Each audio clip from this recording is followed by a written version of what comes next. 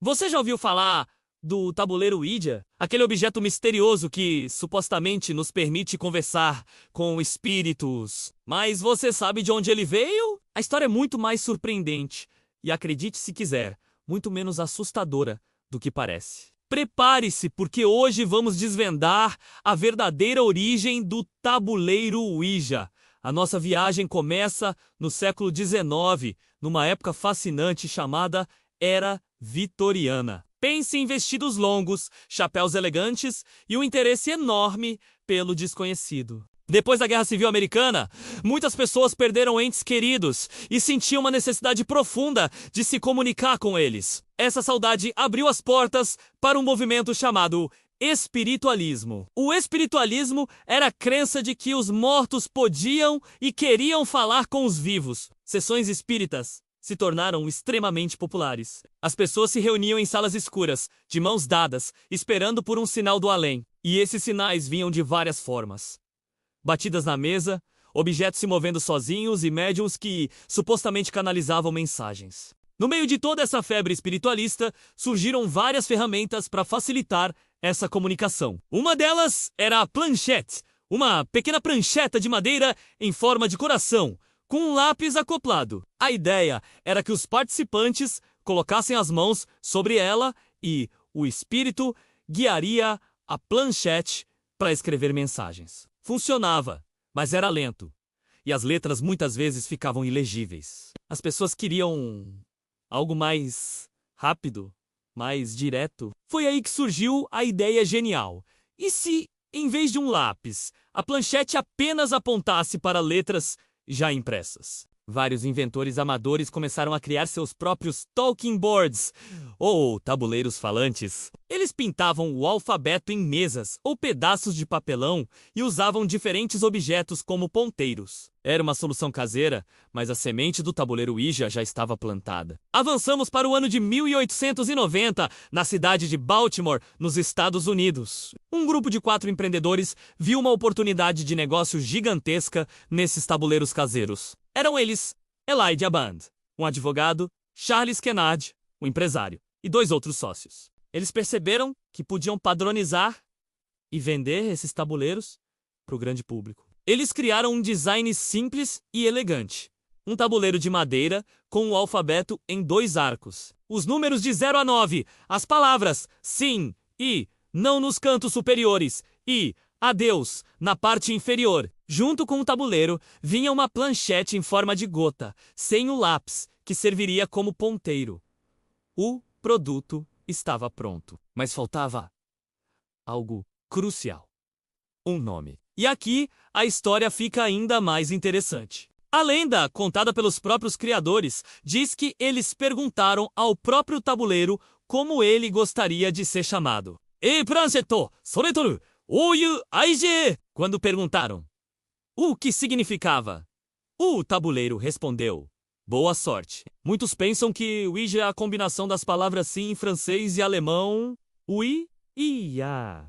Mas essa é uma coincidência. A verdade, segundo a irmã de Elijah Band, Ellen Peters, uma médium respeitada, é que o nome surgiu durante uma sessão. Ela estava usando um medalhão com a foto de uma mulher e a palavra Ouija escrita acima. Essa mulher era Ouida, uma escritora popular da época, e Ellen simplesmente se identificava com ela. O tabuleiro apenas confirmou o nome que já estava na mente de todos. Com um nome definido, o próximo passo era patentear a invenção. Mas o escritório de patentes tinha uma exigência peculiar.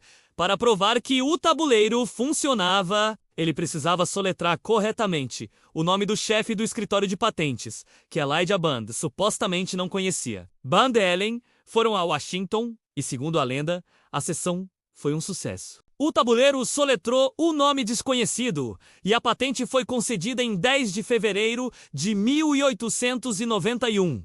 O tabuleiro Ouija nascia oficialmente não como um portal para o além, mas como um brinquedo, um jogo de salão. A empresa Kennard Novelty Company começou a produzir e vender os tabuleiros. A publicidade era fantástica. Eles o anunciavam como uma ligação maravilhosa entre o conhecido e o desconhecido, o material e o imaterial. O sucesso foi imediato. As pessoas estavam fascinadas com a ideia de ter um oráculo em casa. O tabuleiro Ouija se tornou uma febre, um passatempo popular em festas e reuniões familiares. Mas, como em toda boa história de negócios, a parceria original não durou muito. Charles Kennedy foi forçado a sair da própria empresa que ajudou a criar. Quem assumiu o controle foi um funcionário ambicioso e genial, chamado William Fuld. Fuld era um mestre do marketing. Ele reformulou a narrativa, afirmando que ele,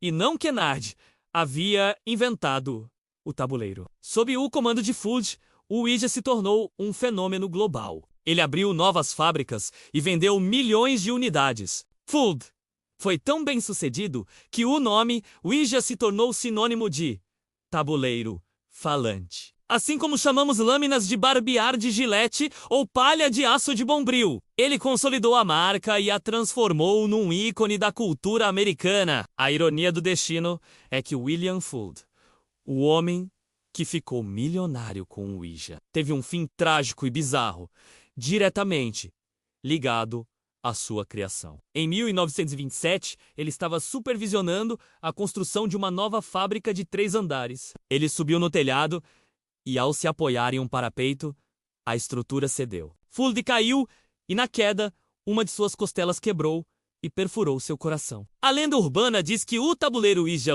avisou para não construir aquela fábrica, mas essa parte nunca foi comprovada. A morte de Fuld só aumentou a aura de mistério e perigo em torno do objeto. Após sua morte, seus filhos continuaram o negócio até 1966, quando venderam todos os direitos para a Parker Brothers, uma gigante da indústria de brinquedos. Sim, a mesma empresa que faz o Monopoly. Como a Parker Brothers e mais tarde com a Hasbro, o Ouija se consolidou de vez como um jogo de tabuleiro, vendido ao lado de Clue e outros clássicos. A reputação do tabuleiro, no entanto, mudou drasticamente ao longo do tempo. Que começou como uma ferramenta espiritualista e depois se tornou um jogo de salão inofensivo, começou a ganhar uma fama sombria. Isso se deve em grande parte à cultura pop, especialmente ao cinema. O ponto de virada foi o filme O Exorcista, de 1973. Na história, a jovem Regan começa a ser possuída por um demônio, depois de brincar com um tabuleiro Ouija.